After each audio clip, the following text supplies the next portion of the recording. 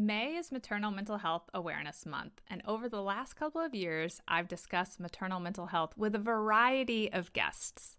This year, I wanted to incorporate some other unique perspectives. Today, I've invited back a previous guest, Dr. Stephanie Grice. Dr. Grice is a pediatrician and a mom. In this episode, she shares the role that pediatricians can play in maternal mental health. And she tells us all about an exciting new initiative her office has launched to better support new moms. I can't wait for you to listen.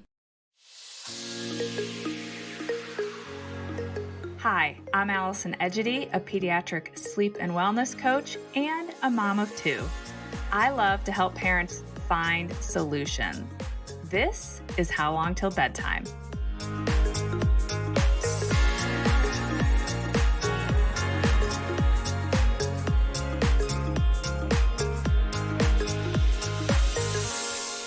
Well, hi, Dr. Grice. It's so nice to connect with you once again. Thank you so much for joining me here today. I'm really looking forward to having this conversation with you because, as you know, it is believed that at least 1 in 5 women struggle with postpartum depression or anxiety, and it is the number one complication of pregnancy and childbirth.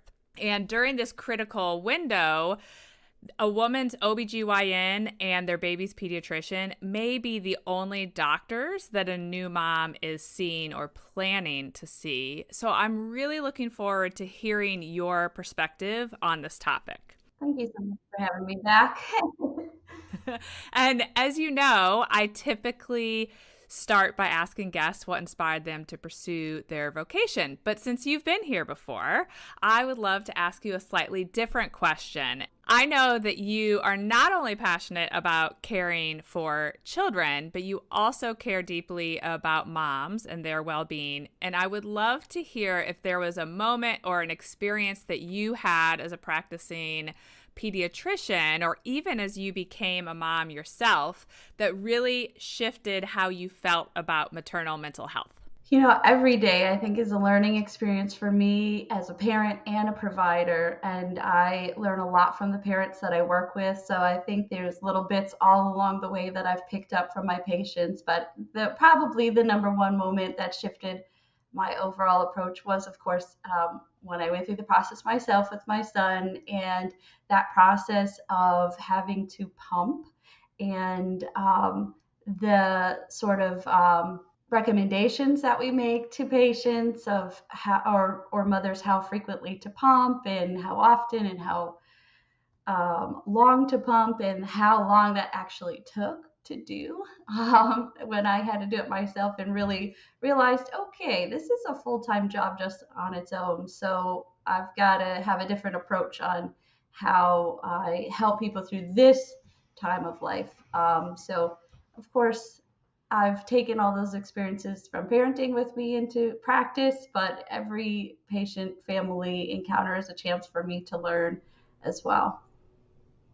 Yeah, and I know what we're talking about today can be a really heavy topic, but I'm grateful that you've agreed to have this conversation because the pediatrician plays such an important role for new moms. And I would say for myself, with my experience before or even when I was struggling with postpartum anxiety, I never really realized how big of a role the pediatrician played in kind of being around a mom who may be struggling. And as you mentioned, the feeding, it's bringing back a memory that I kind of forgotten, that a pediatrician who I later struggled with and I think mishandled me at 4 months, in the early weeks when I was not able to nurse and I had to keep taking my daughter back in because I was putting up the good fight, I do remember this pediatrician did say, your baby's going to be okay.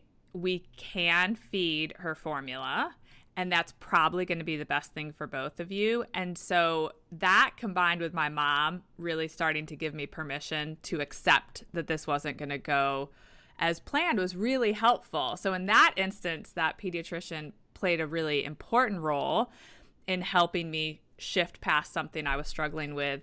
Fast forward, I was still not doing well at the 4 month, and the language that was given to me around you're not ready for this, clearly you're not in a place for this, it was very negative language that sent Wow. me a little bit into a spiral. Without, I don't think that was the pediatrician's intention at all, but I was just in such a bad place, which maybe wasn't obvious. But as I've recovered from my own experience, I've really come to realize that pediatricians can actually play a pretty significant role in spotting whether a mom may need some more help.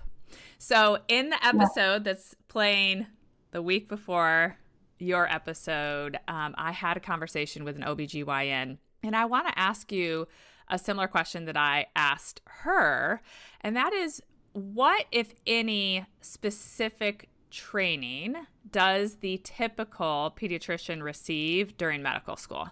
During medical school, it's actually pretty limited, and things have changed a lot since I've even been to medical school. I graduated in 2010, but I'd say in medical school, the training was pretty limited to maybe a few minutes of a lecture or two.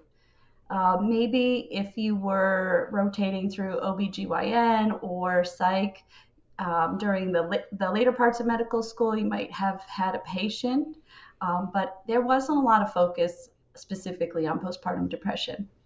And you mentioned things have changed, and of course, my youngest is about to turn 10, so I think things have probably changed since I had my girls as well.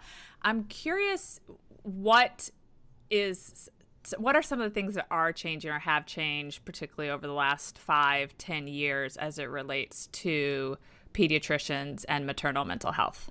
One thing that started around the 2010s, I believe, is that the American Academy of Pediatrics really recognized or started to promote at that time that we, as the pediatricians who aren't the provider for the mother of the infant, are seeing the mother more than any other provider is in the medical field. The mom has a postpartum check at 6 weeks, and I don't know if anybody else's experience was different than mine, but after that 6 weeks, it was like, okay, see ya when you're due. And I definitely wasn't going to my own provider during that time.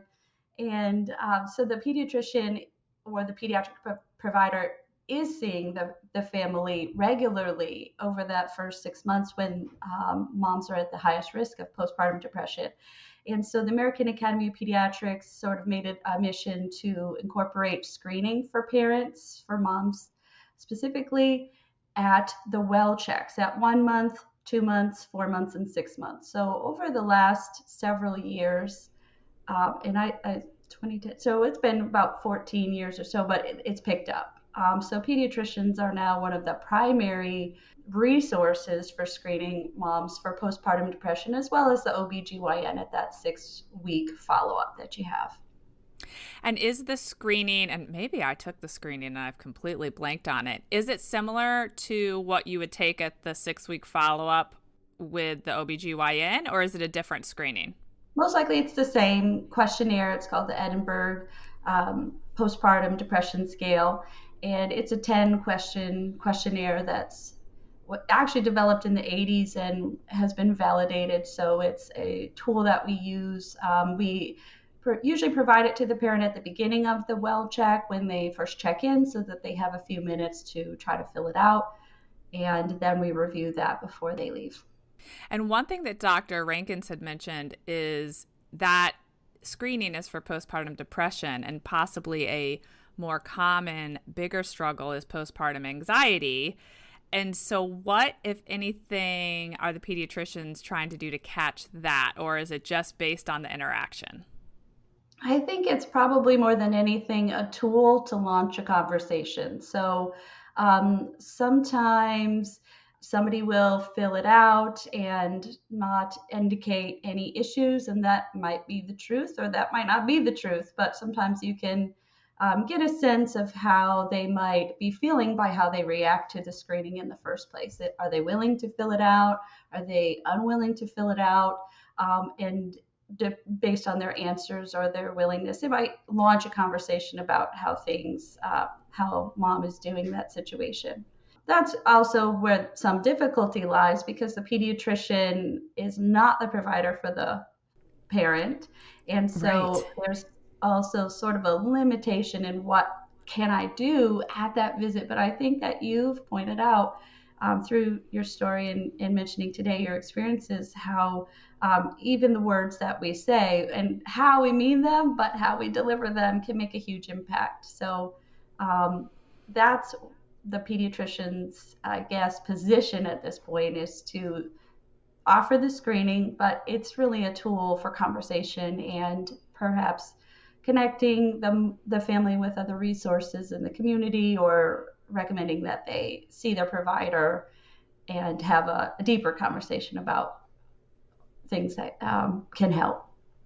And that's, I don't even think it's necessarily fair that all of that is put on the pediatrician, because your job is to take care of the baby. And then, of course, here I am saying, oh my gosh, well, when that person said that to me, it had a huge impact. And I have some empathy for that person, because they weren't trained to be doing that. They didn't go into the practice of working with maternal mental health. But I think the reality of the situation is we do need those practitioners to do the best they can. But I think it's such a massive, maybe unfair responsibility the pediatricians carry.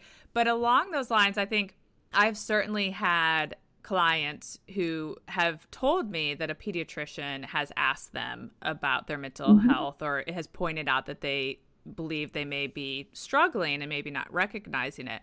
But I don't know that all new moms would even think about confiding in their pediatrician. I know I wasn't really confiding in any practitioner at that point, but it wouldn't have come to mind for me, because I would be thinking, well, this person takes care of the baby. This person is not here to help me. But I'm curious your thoughts. If a mom is struggling, they either don't have a primary care provider, because right now this is a big struggle for people. A lot of people don't. They only see their OBGYN at the six-week appointment. Is the pediatrician someone that you think they could confide in if they're ready to tell someone that they think something's not right? Absolutely. And as we've alluded to, the role of the pediatrician is changing, and I could probably go on for a few hours about all the tasks or all the duties that a pediatrician has that's outside of what as you mentioned, what you would expect the pediatrician to need to focus on.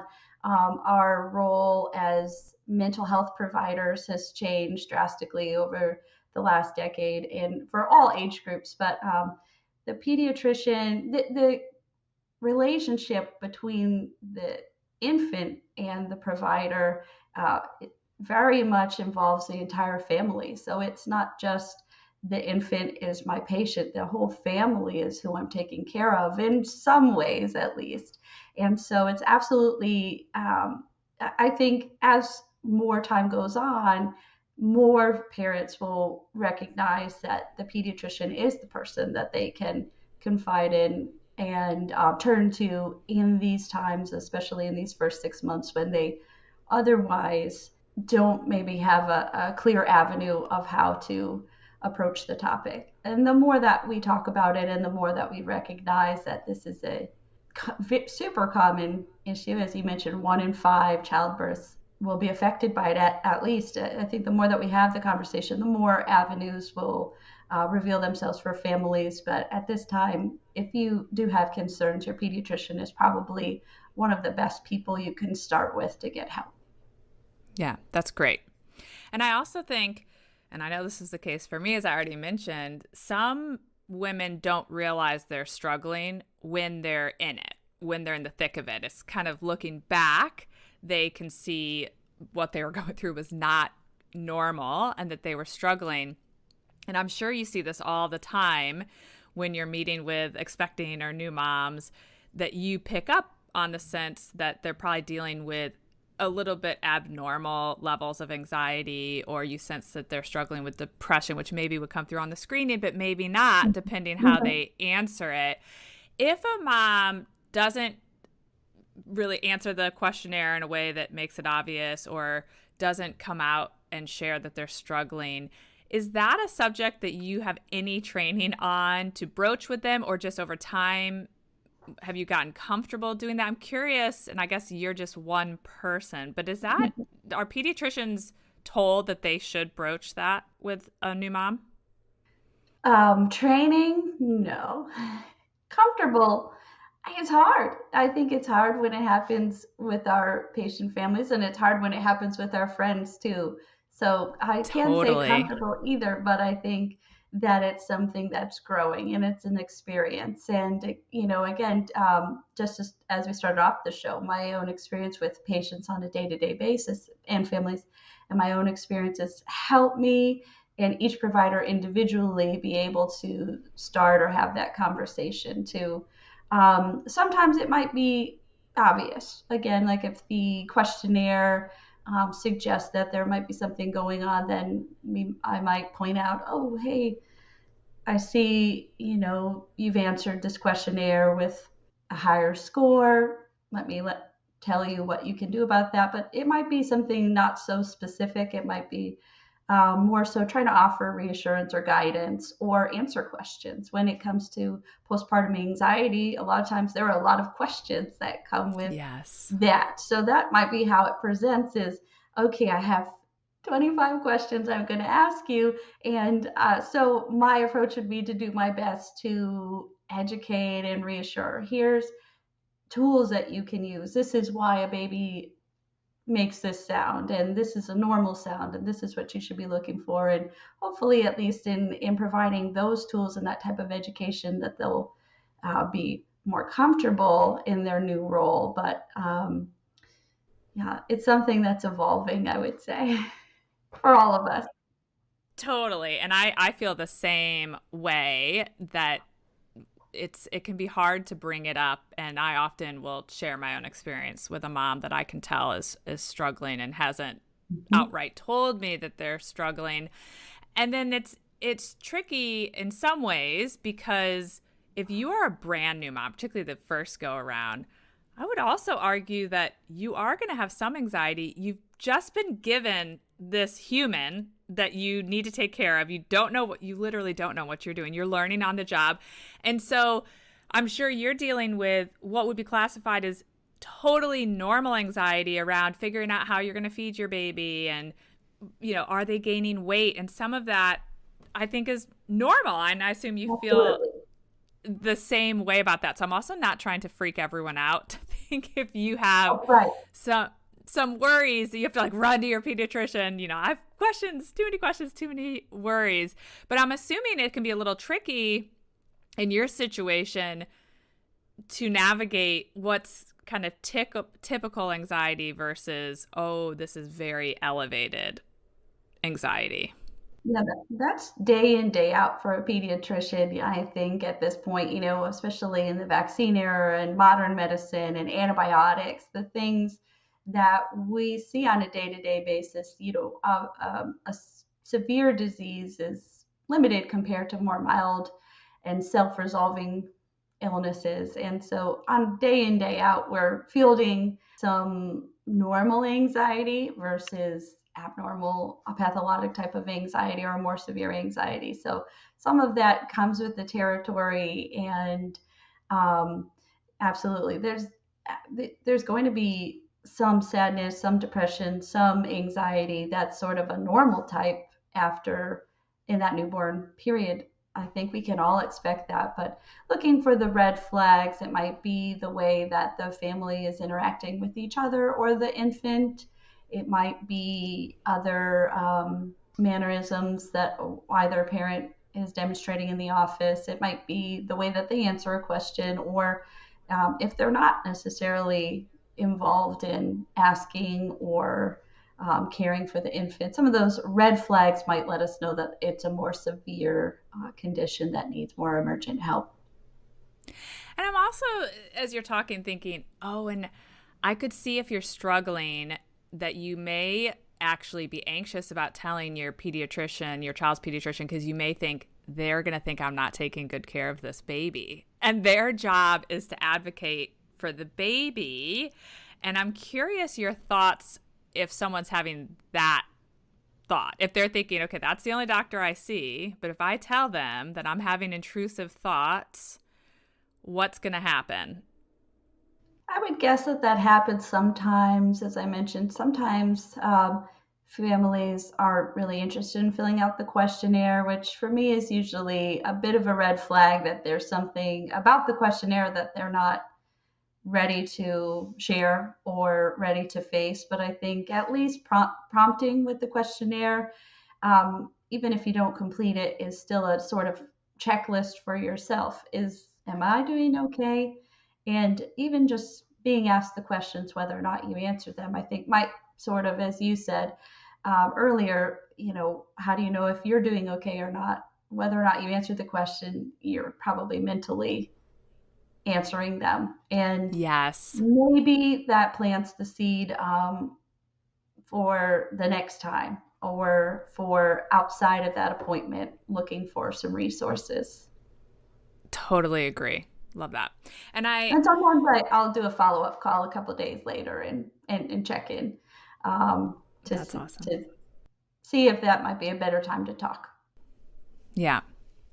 And, we've mentioned that your job is to take care of the baby, but you already said that you really think, in a way, the whole family matters. And I'm always trying to encourage moms to keep their health a priority. And I always say your health is as important as your baby's health. You are a person too.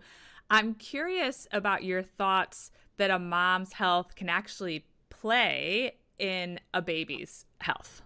I couldn't sum it up in a few words. It's absolutely a part of the foundation of any child's development, in not in a way that's high pressure. If you're feeling a Right. little anxious, that you're going to negatively impact them forever, but in a way that it's absolutely crucial that you take care of yourself. Just like on the airplane, you've got to put your mask on first, and that is absolutely. So the answer is yes. Every parent, every family member, mental health impacts that person, and it's a lifetime of development, the strength of those relationships. But it starts with each individual person. If their mental health isn't where it needs to be, it will have impacts on the other family members. Absolutely. And you and I connected briefly last week, and then we had some technical difficulties. But you mentioned when we were chatting, you shared a story about something that you're working on in your own practice. And Mhm. I found it to be very exciting and hopeful.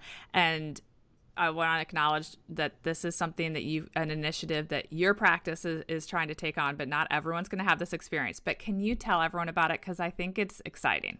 I'd be glad to. So I'm actually in a unique type of pediatric office where it's not an individual pediatric office. It's part of a family practice. So we have providers. Our organization, Wellspring, sees from birth until you're geriatric and the end. Not me personally. I'm covered birth to 21, but having those adult providers and family practitioners embedded together with our practice has given us a unique opportunity to try to offer some immediate or quick care or to the mother or family members that might be suffering postpartum depression or postpartum anxiety or both within our umbrella. So that includes doing co-visits. So when the infant is already coming for the well check, the mom or family member could have a follow-up with their own provider. That includes checking in with one of the practitioners. If I have a positive postpartum depression screening, I can take a few minutes to speak with one of the providers and see if they would be free to see mom even right then, and at least set up a follow-up if not. It's definitely a challenge to get out of the house when you have a newborn, and that's probably one of the big obstacles for parents seeking help, is that it's already a big deal to go to the pediatrician, and they just don't necessarily feel they have the time to seek that care for themselves. So the idea here is to make it easier. You're already coming, so we can do these co-visits, and all family members can get the care that they need. I love this so much because it speaks to what we were just talking about, that the mother matters just as much. And the whole co-visit, I feel like really sends that message home. Like, you both matter and we want to see and care for both of you. Have you all launched this program yet? Yes, we have a few patients, or dyads, I should say, that are receiving care. So we're at the beginning, but I think that it's a really positive step forward for as we continue to evolve our care for parents, especially identifying postpartum depression, that this is a really unique and positive step that we can take. So I'm excited too. I am too. And it makes me so curious when I think of positive change, and this seems like such a positive change.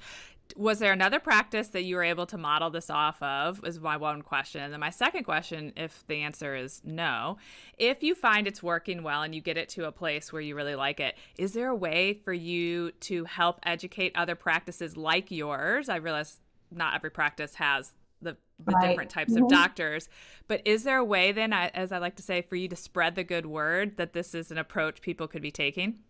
Well, I hope that would be the case today, right here, right now. But no, this is something that really stemmed from exactly as we've been talking, a routine well check in the newborn period and a positive screening. And I believe mom was already a patient of our practice, and turning to one of the providers and saying, if you can see mom on a day when they're already coming, this could be really meaningful. And that particular provider is also a parent and has gone through all the postpartum struggles that we've both talked about in our personal lives. So, anyway, she can very much understand the need for it, and that's where it started. So, hopefully, we can help other practices to establish something as well. I love it. And I hope as you get it going, all of us can do whatever we can to spread that word for you all, because what a great model. And then I think it is somewhat of a unique model, the type of office you work in. For a mom who is feeling like, I can't get into anyone. And I think this is common in Charlottesville, that they, even if they tell their pediatrician and they say, well, I've tried to get into someone for help and I can't even get into a primary care physician. What is your advice for that mom? Yeah, that's another just huge barrier to actually getting help is the lack of providers sometimes and long wait lists and insurance coverage. I think that the era we're living in, that a piece of it that's been really helpful is increase online awareness through social media, through Instagram. You can both um, be educated on postpartum depression and anxiety, and in terms of trying to identify if that's what is going on, and also find other resources that way. There are some online resources as well, some national and international resources. There's the Postpartum International Services, and I think that you spoke about that last time on your show, but that's an important resource. There are links, there are phone numbers in terms of accessing help that way. I think this will continue to grow, so hopefully next time you ask, the answer will be easier.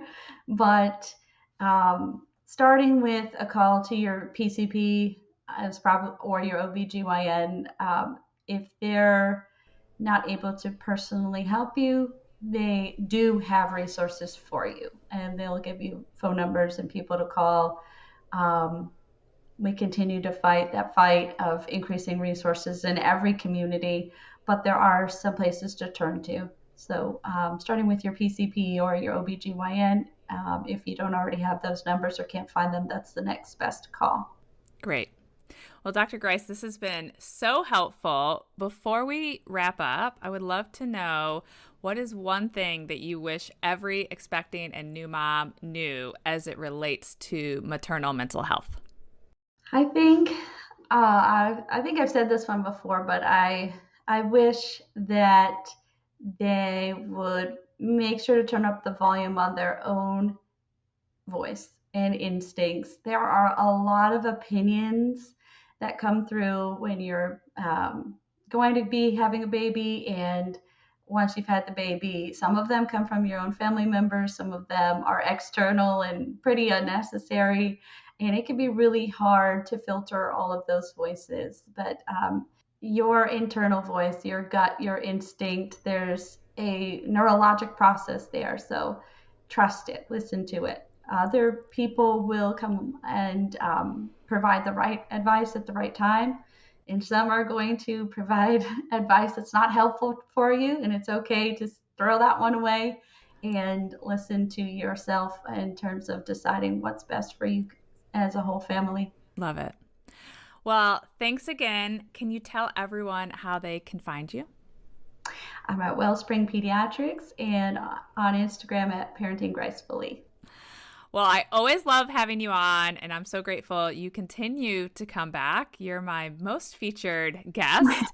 And thank you for all the work you do caring for children, but also supporting moms and families as a whole. And I'm so excited about this new model you have going at your office. I think it could be an absolute game changer. Thank you so much. I always enjoy coming, so thank you for having me. And it is such a rewarding time to practice, and I enjoy it, and I appreciate you.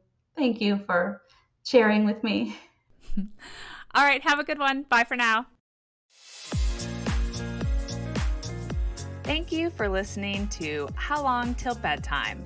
To learn how we can work together to improve your child's sleep, please visit sleepandwellnesscoach.com.